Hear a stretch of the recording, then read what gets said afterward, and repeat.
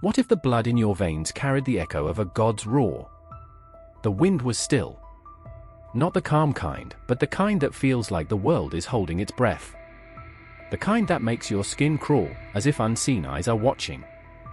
In that silence, beneath the ancient trees of Tibexan, a bear knelt, trembling, not from fear, but from the weight of destiny. She had endured the darkness, the hunger, the solitude. For days uncounted, she consumed only garlic and mugwort, her body weakening, her spirit strengthening. And then, in a moment that split the fabric of the world, she transformed. Forgave way to flesh, paws to hands, growls to prayers.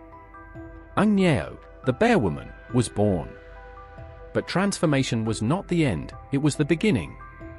She stood alone, a being caught between worlds, yearning for connection, for purpose.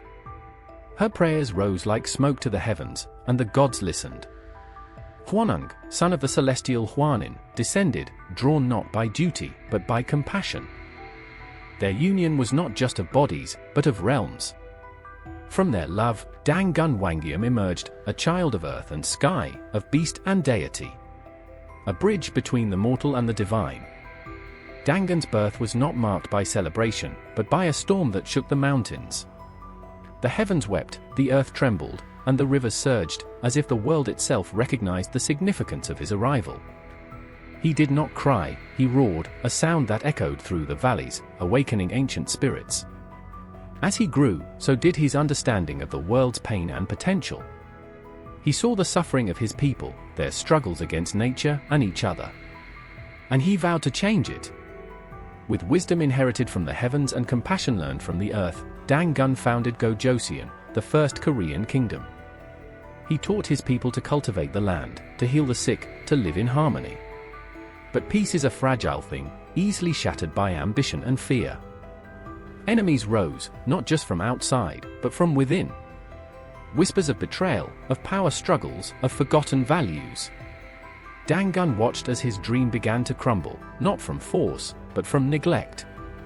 In his final days, Dangun did not fight to hold on to power. He walked away, ascending the mountains, disappearing into legend. Some say he became a god, others that he merged with the land, his spirit forever entwined with Korea's soul. But his legacy endures, not just in stories, but in the blood of every Korean, in the mountains that stand tall, in the rivers that flow with purpose. And sometimes, when the wind is still, and the world holds its breath, you can hear a roar, a reminder that Dangun's spirit watches still, waiting for his people to remember who they are.